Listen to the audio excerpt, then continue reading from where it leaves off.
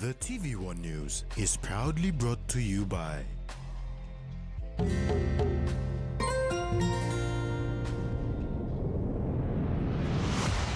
BSP, our bank, our people.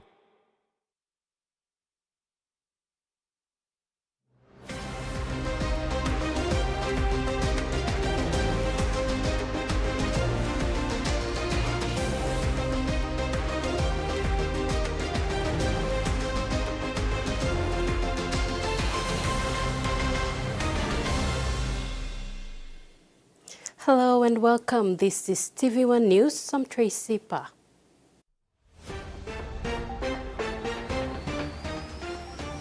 In this edition, 60 million to install new water clarifier, government launches program to mobilize youths, and Puara returns to Gurriers as head coach. Water PNG Limited has commenced maintenance work on one of its clarifiers at the Mount Airy Hama water treatment plant on Monday, 6th January 2025. The production of water at the treatment plant is heavily reliant on 3 clarifiers in operation. An extra clarifier is also being installed at the treatment plant through a 60 million kina funding provided by the government through Kumul Consolidated Holdings. Water PNG Limited commenced maintenance work on one of its clarifiers at the Mount Ariama water treatment plant on Monday, January 6, 2025. The production of water at the treatment plant is heavily reliant on the 3 clarifiers in operation. The 3 clarifiers that are under maintenance were added to the water treatment infrastructure over the years and now require constant maintenance. An extra clarifier is also being installed at the treatment plant through a 60 million kina funding funded by the government through Kumul Consolidated Holdings. We started 12 minutes shutting the plant, emptied the clarifier, exposed all the infrastructure, surface, internal, that needs to be repaired, did an inspection assessment, then handed over to the contractor with the engineer. Currently they're uplifting the rake structure, aligning it properly, and also they've removed the gearbox and the motor and the upper layer of the mechanical components of the faulty gearbox. And now they're in the process of removing the faulty gear. At the rate we are going, we expect to complete it by the end of January. KCH Managing Director Professor David Kavanamur was on site on Tuesday, 7th January to get first-hand information and check progress on the installation of the new water clarifier and also on the repair work on clarifier number 2. Appeal to the customers to bear with us. The services are still flowing, but not to the full extent because of the repair works to the faulty clarifier. We've downsized our production, but we're doing our best to ration water so everybody in the city gets some water during this time, and we appeal to them to be patient. Hopefully the work will be completed soon and we'll restore full service.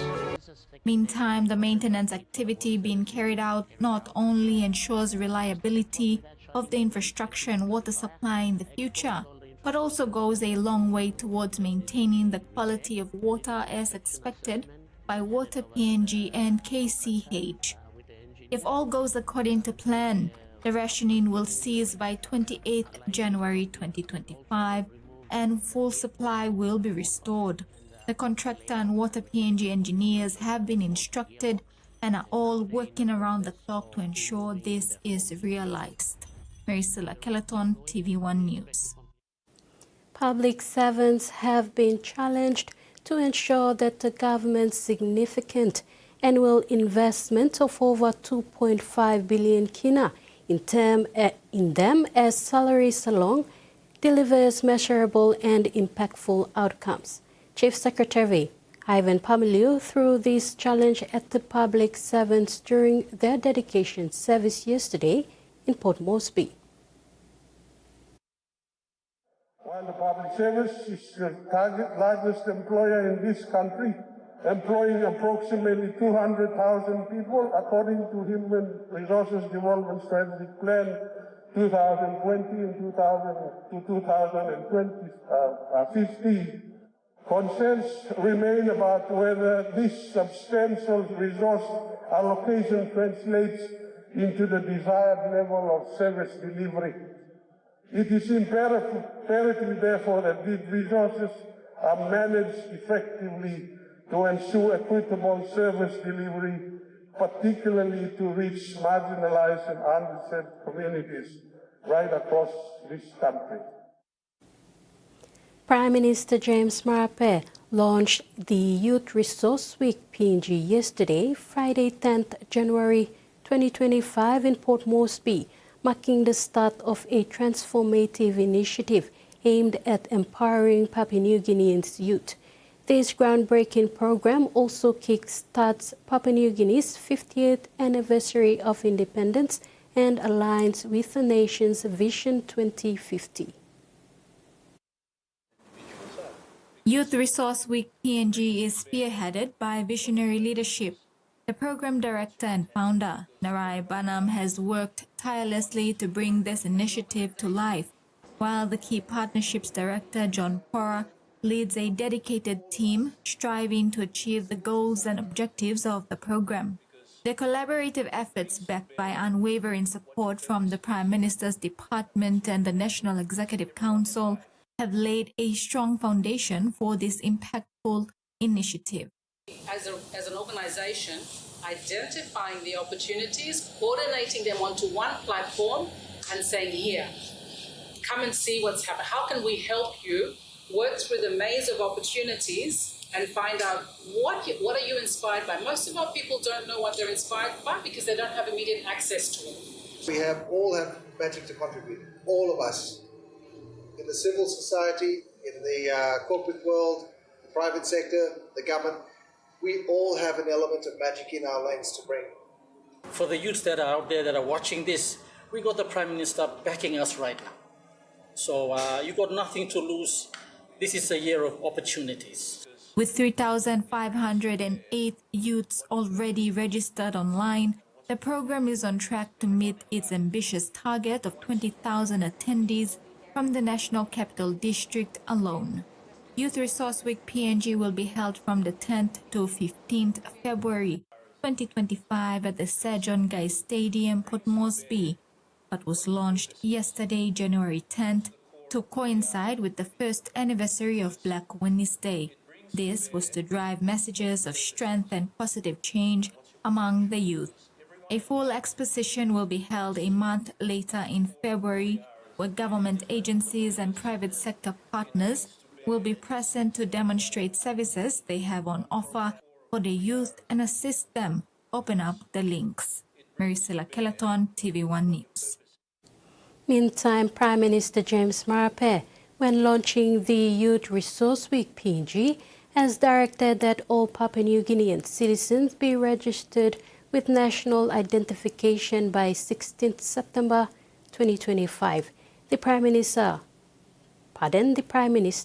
also directed that the National Youth Authority open and maintain a 24-hour call center for the nation's youth, and that all Papua New Guineans forced out of the school system utilize the flexible open distance education or FORD to complete their education. Furthermore, he made a call out to all youths to avail themselves at the Youth Resource Week Expo in February when it opens in Port Moresby and other centers, where the YHRU team will be moving around the country. Witnessing a grassroots effort to reclaim safety and order, the initiative Gero for Gero U or G4G was formed 2 years ago by concerned residents determined to create a safer environment for their community. Led by President Smith Yamanavan alongside Secretary Gilford Shahinu and Treasurer Troy Anthony Taumosi, G4G has operated without financial support, relying instead on the dedication of its members. The group operates as a mobile neighborhood watch, apprehending offenders and handing them over to the police. Despite the lack of resources, G4G has grown to include over 300 active members with an additional 700 participants communicating through a WhatsApp alert platform. This network allows for real-time reporting and coordination with the Garo police station, local officials, and other stakeholders. According to Yamanavan, their partnership with the police has improved response times and built stronger community ties. This year, they aim to formalize collaboration and focus on the three main goals: supporting community policing, creating 1,000 jobs for youths, and advancing the public-private partnership policy. Yamanavan said the initiative has helped 30 members receive first aid training from St. John Ambulance and facilitated recruitment opportunities with the security firms. The group also encourages members to engage in small-scale businesses such as cleaning projects, car washes, and painting services to achieve financial independence.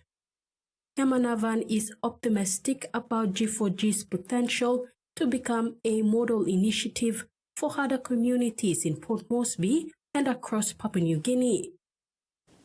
Meanwhile, Yamanavan said while G4G has intentionally avoided seeking financial assistance, it is now appealing to the local member and governor for support.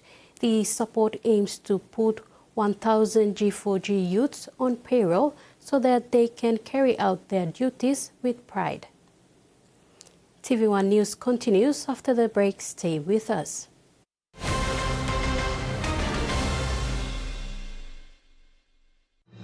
Experience a convenient and smarter way to do your banking with BSB Mobile Banking. You don't have to leave the office or your home to pay for bills. You can view your account balance, transfer funds, top up phone credits, or purchase Easy Pay units wherever you are.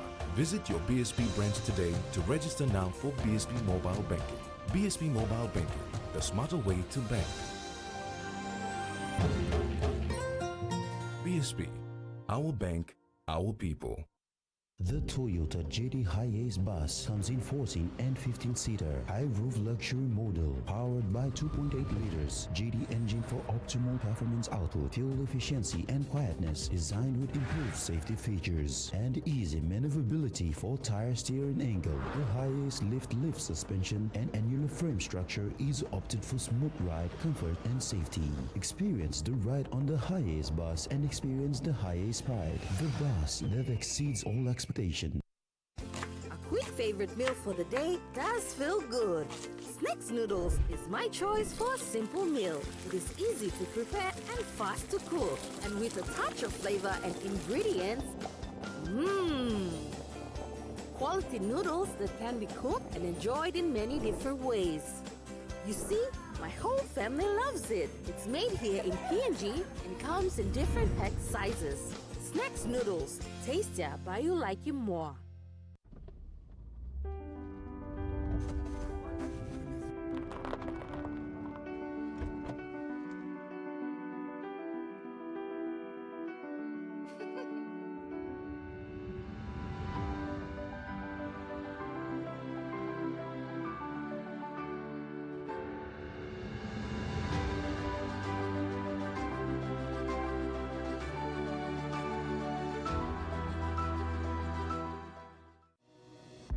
In its first 10 years, the PNG LNG project has had a long-lasting impact, contributing more than 28 billion kina to the state of Papua New Guinea. Equity distributions are paid to KPHL and MRDC based on the interest they hold.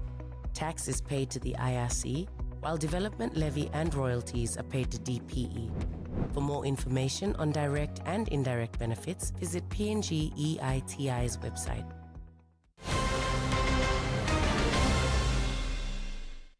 Welcome back. The Lutheran Health Services of Madang Sipik or MASE concluded its basic health services and management training this week, where 13 rural health officers in charge of rural health facilities graduated. This training complemented the Healthy Highland Concept training completed last year and delves into the key fundamentals of having a well-coordinated annual plan for implementation of programs. The 4-day training, which was conducted at the Lutheran Guest House in Madang from the 7th to the 10th January 2025, saw participants successfully completing the Basic Health Services Management training, which covered areas such as common health services, planning tools, and management, among others. Dr. Jigil Mame from the Divine Word University conducted a training for the OICS. Regional Health Secretary for Lutheran Health Services, Sister Rodney Masso, thanked Dr. Jigil for the training.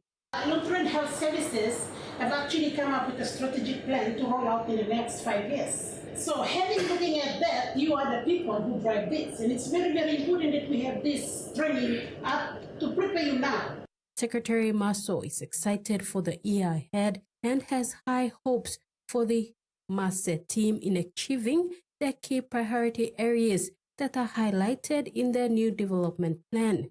This is a very wonderful thing. I like this because when such energy line is happening, cut by Goya, and you are the one that is going to take this and bring it out. She further added that with their development in annual planning and doing their own logistics shows that they are now ready to coherently implement each of their quarterly targets. The participants have now been encouraged to draw up their own actual plans when they return to their health facilities to ensure that they meet their key requirements areas for the year. The acting officer in charge of Kambuku Sub-Health Center in Enguram in East Sepik Province was thankful for the knowledge gained and hopes to utilize these skills when he goes back to Kambuku. Meanwhile, Sister Masso also advised participants that this is the beginning of many more to follow throughout the year. Turning overseas, a nighttime curfew has been imposed in areas impacted by the devastating wildfires blazing across Los Angeles. A new fire front has sprung up. The Kenneth fire is raging out of control. The Heaton fire continues to expand, and the largest, the Palisades blaze, has burned through 20,000 hectares. Across LA, the scale of the damage is staggering.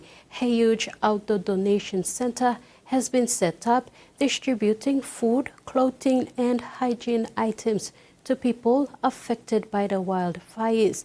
The death toll has also risen to 11, but could go much higher as authorities search the worst hit areas.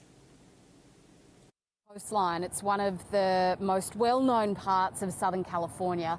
And what we're looking at here is what up until a few days ago would have been prime waterfront real estate. Houses looking directly out over the ocean, right up and down this road.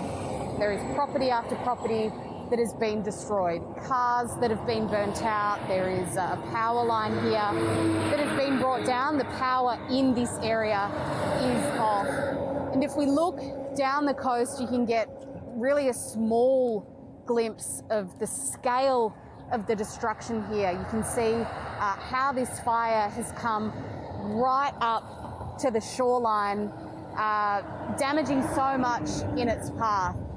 It's quite remarkable how many properties have been lost, and then just up the road from here I can see a lifeguard tower that is completely unscathed, but so much damage in this region. It's been hit what is known as the Palisades fire.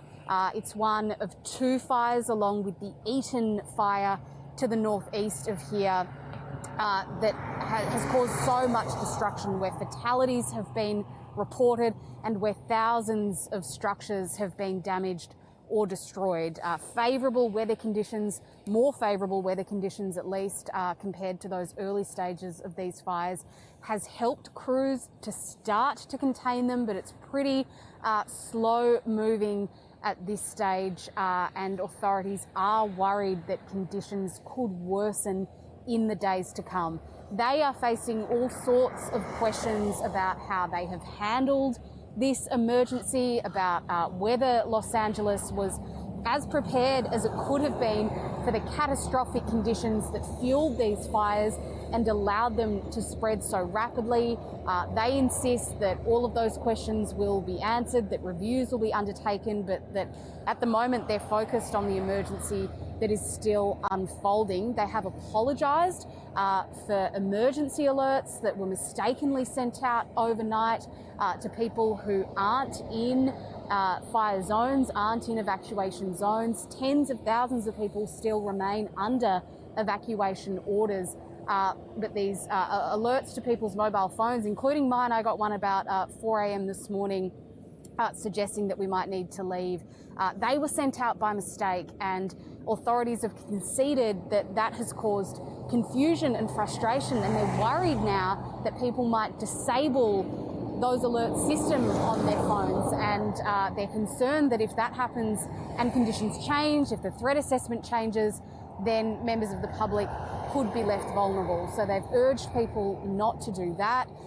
They insist that support is being provided at the state and at the federal level. There have been resources put in place to try to combat looting, because a number of arrests have been made so far, and the National Guard has been brought in to try to manage that situation, and police are patrolling these worst affected areas as well. But still such an anxious time for so many people in this city. And that ends our news segment. Sports is next. Stay tuned.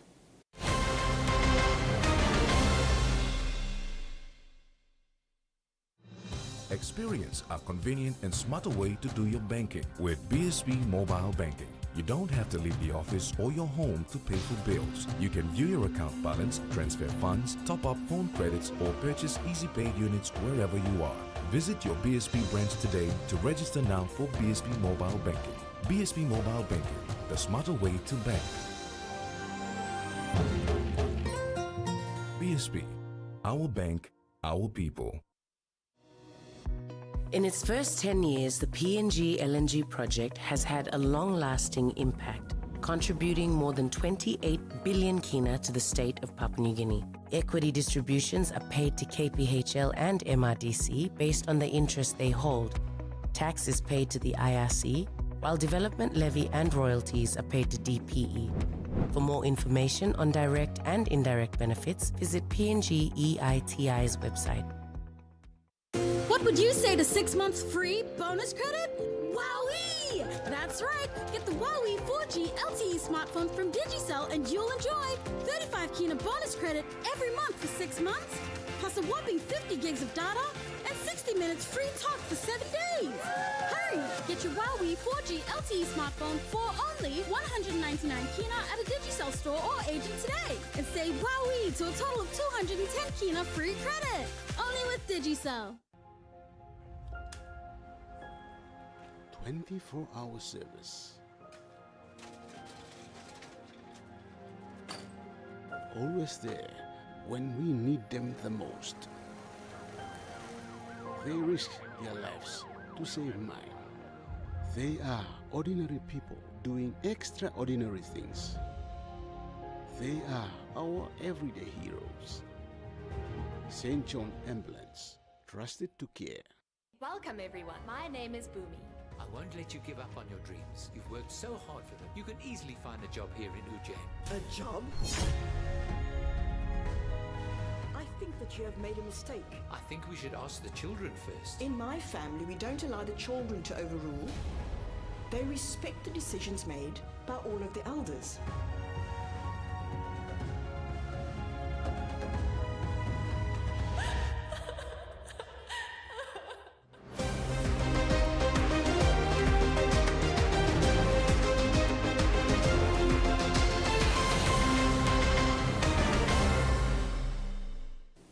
Welcome back.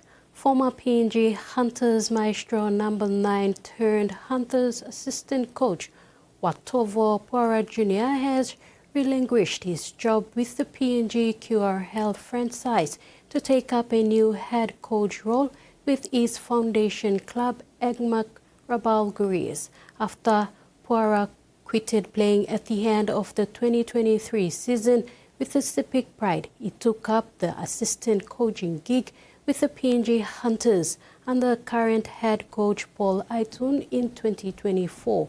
Relocating back to Kokopo was not an easy decision, but it was the right one for the sake of his family. It is homecoming for one of rugby league's most respected and humble sportsmen who's been an integral part of the game both at the domestic and international arena for over 10 years. In fact, it took Puara almost 12 months to finally make the decision. He was offered the Guria's top job in 2024. However, the timing wasn't right as he was already committed to the Hunters and the welfare of his family being based in Moresby. Puara will now take charge of the East New Britain franchise as head coach for the upcoming 2025 Diesel ExxonMobil Cup season, which is set to officially kick off in April. Last year's coach Jesse Alunga will be assistant coach while Joe Bruno is still head trainer. The Gurias will be making more big announcements in the coming days for the new management team and the pre-season training program and a training squad in early February. Terry Longwood, TVWAN Sports. Meanwhile, preparation for the return of the Egmark Rugby League Nine's three-game series is now gaining momentum and is set to kick off on the weekend of January 17 and 18 in Kokopo.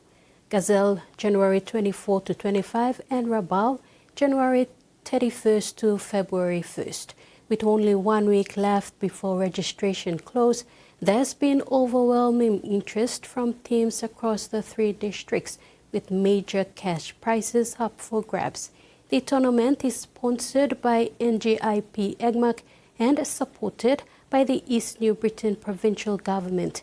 This tournament will also provide a platform for the new Egmark Guria coach Puara to look at new local talents for possible inclusion to this year's Guria's pre-season training squad.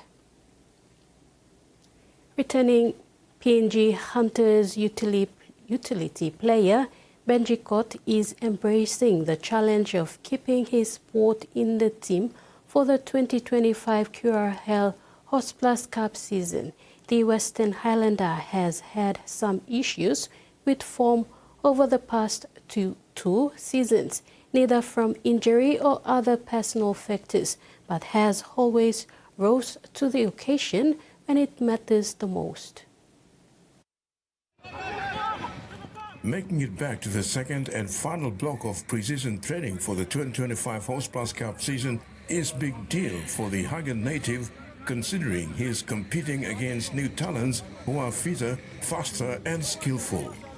Court admitted training gets tough every year for the older boys, always being challenged by the new boys to push harder and stay consistent.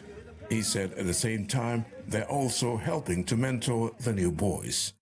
Firstly, in pre-season, first block, add na me guarantee lo space lo me will senior play inside so but Mr. Bislaka no so me personally me work hard lo any sport me back Mr. longer time lo club too so plant yang magi kam so try present lo me hard na me make him come back lo second block plant ni maga me more talentful skillful na sila kain so all keep good challenge sambla ball down le me stop so me help more na get along one time. Yes, I think all plenty all good ball forwards come inside. We will inclusive Valentine Junior will go, but all magi all come no backup, so I think we'll be right. A survivor from the original QRL Interest Super Cup competition in 2020 before it became Hostplus Cup in 2022, Cott knows too well what it takes to be a pro footballer and the hard work, discipline and commitment required to stay consistent compared to the Diesel ExxonMobil Cup. Plan is something like both on and off the field, discipline, even low game too, and at a level not less kind something. In terms of Diesel Cup, you may look at different side latitude, low field. It's like a plan is something like. I think most importantly, on something we look at commitment and discipline. So. Commenting on his representative aspirations and goals, Court is looking forward to an injury-free 2025 season to play consistently and hopefully make it back to the Commonwealth for the 2026 Rugby League World Cup. 2023 was possibly Court's best year when he made the PM's 13th side by default, coming on as a replacement for the injured Roderick Tai. He went on to debut for the national team, the Commonwealth, a week later in the inaugural Pacific Championships in Port Moresby. This is an personally Goldblum lo making Commonwealth test na go out this year. No tintin lo stop mo lo antas. Confident that After making the prelim final playoff last year, Court is quietly confident the Hunters can go all the way this year. Though they'll be losing some of their big boys in the likes of Valentine Richard and Junior Rob, there's still trust and belief in the group. The boys are just as talented and skillful, and that will bring new energy and flair to their game to complement the experience from last year. Terry Longwood, TV1 Sports. That's it for sports, and now the weather focused.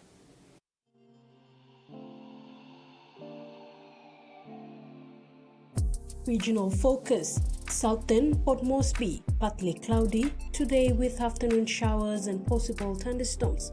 Alatau and Popendetta, cloudy periods with occasional rain showers and thunderstorm. Momase, Lay, cloudy periods with afternoon rain showers and thunderstorms expected. Madang, Wewak and Vanimo, partly cloudy. New Guinea Islands, Lorengau, Kavieng, Kokopo, Rabaul and Buka, partly cloudy. Kimbe, partly cloudy with some rain showers expected.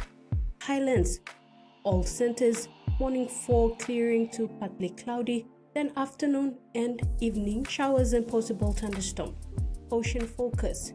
Pearl Sea, seas light with west to northwest winds of 5 to 15 knots. Solomon Sea, seas light to moderate with northwest to westerly winds of 10 to 20 knots.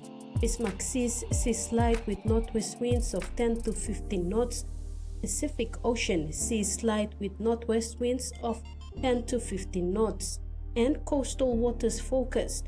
Waters of southern PNG to Indonesia border, to Daro to Kiwai Islands, to Karama and to Yol Island. And that ends another edition of TV1 News. Pleasant viewing. Goodbye.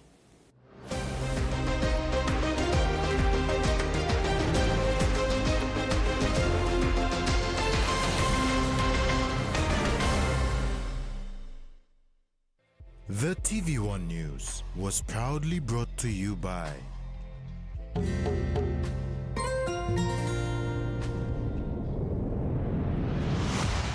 BSP, our bank, our people.